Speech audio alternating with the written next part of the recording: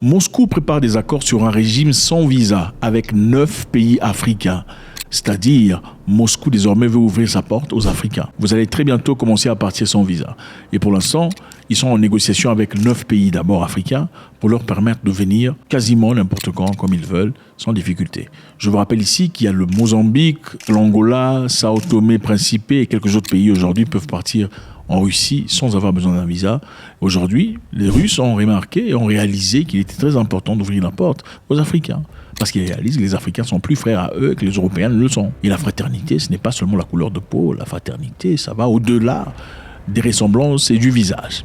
Donc, très bientôt, vous pouvez partir à Moscou sans difficulté, aller siroter de la vodka et aller nager dans des eaux à moins 20 degrés Celsius. Antonio Guterres. Le ministre israélien d'Affaires étrangères a déclaré Antonio Guterres persona non grata. The UN is failing and you, Mr. Secretary General, have lost all morality and impartiality. Oui, les amis, Guterres, le secrétaire général des Nations Unies, n'a plus le droit de fouler la plante de son pied en Israël. Oui, beaucoup pensaient certainement que les Nations Unies étaient le pays des pays, en tout cas le lieu le plus respecté des présidents. Malheureusement, on nous démontre ici très clairement que les Nations Unies n'ont aucun sens.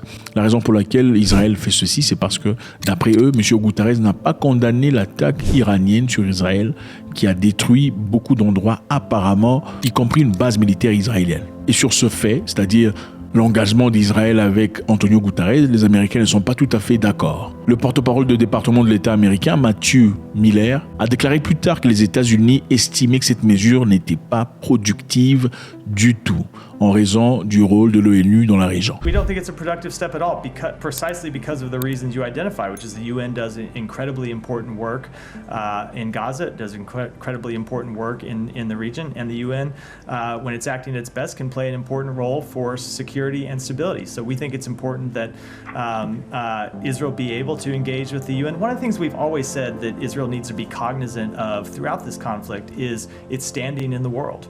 And steps like this are not productive to improving its standing in the world. Donc ce n'est pas productif de restreindre monsieur le président ou le secrétaire général des Nations Unies parce que tout le monde regarde en fin de compte. Qu'est-ce que les gens vont penser finalement quand on aura sincèrement besoin de lui pour assumer un rôle contre un pays qu'on n'aime pas? Personne ne le respectera parce que vous montrez déjà que vous ne le respectez pas. Les États-Unis ne soutiendront pas une attaque israélienne contre les sites nucléaires iraniens, a déclaré Joe Biden. The answer is no. I think there's things we'll be discussing with the Israelis what they're going to do, but all 7 of us agree that they have a right to respond, but they should respond in proportion. Évidemment, il y a quelque temps, les Iraniens ont frappé dur sur Israël. Et dans le passé, il y a quelque temps, ils ont tiré des drones et quelques missiles là. Cette fois-là, les Américains, les Britanniques, les Saoudiens, les Jordaniens ont tous aidé Israël à défendre leur espace en tirant sur ces missiles. Cette fois-ci, ça n'a pas été le cas. Ils n'ont pas réagi. Donc Israël se servit du Iron Dome pour essayer de résister, a abattu beaucoup de missiles, mais malgré tout, certains ont pu traverser le Iron Dome et atteindre leurs objectifs. Et c'est à cause de ça, évidemment, qu'un diplomate israélien à l'ONU a prévenu que les représailles de son pays à l'attaque des missiles iraniens seront plus lourdes que Téhéran n'aurait pu l'imaginer. Plus lourdes, ce sera des frappes incroyables. Donc pour ça, les Américains estiment qu'il y a de fortes probabilités qu'Israël essaie de frapper sur les sites nucléaires iraniens, chose qui serait complètement désastreuse pour tout le monde. Pourquoi les États-Unis s'y opposent? Parce qu'à plusieurs reprises, on a demandé à Israël de ne pas faire certaines histoires, mais Israël généralement fait ce qu'Israël veut pour le bien d'Israéliens. Les Russes aussi s'y opposent. Les Russes se sont exprimés à l'égard d'Israël, disant qu'ils ne veulent plus, qu'ils exigent leur départ du Liban. Oui, les amis, ça fait quelque temps que les militaires israéliens sont entrés dans le territoire libanais. Après leurs frappes de missiles et les frappes aériennes, ils ont finalement décidé d'entrer sur le territoire libanais et en découdre avec les Hezbollah. Les batailles ont été farouches, d'après les informations. Les gens sont tombés d'une part et d'un autre, et ça continue. Et la Russie a appelé mardi Israël à retirer ses troupes du Liban, avertissant que cette attaque entraînerait une nouvelle escalade de la violence. La Russie ne veut pas de la présence d'Israël dans le Liban. Pourquoi? Parce que Clairement, le Liban est un associé de l'Iran.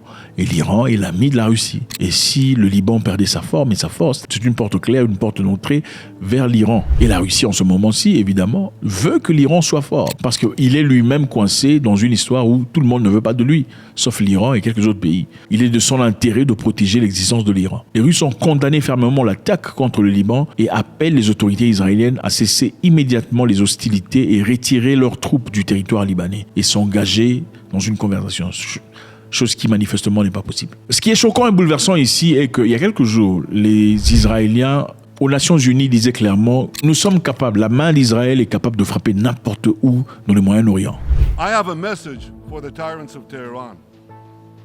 If you strike us, we will strike you. There is no place in Iran that the long arm of Israel cannot reach. And that's true of the entire Middle East. Just this week, the IDF destroyed large percentages of Hezbollah's rockets, which it built with Iran's funding for 3 decades. We took out senior military commanders who not only shed Israeli blood, but American and French blood as well. And then we took out their replacements, and then the replacements of their replacements. And we'll continue degrading Hezbollah until all our objectives are made.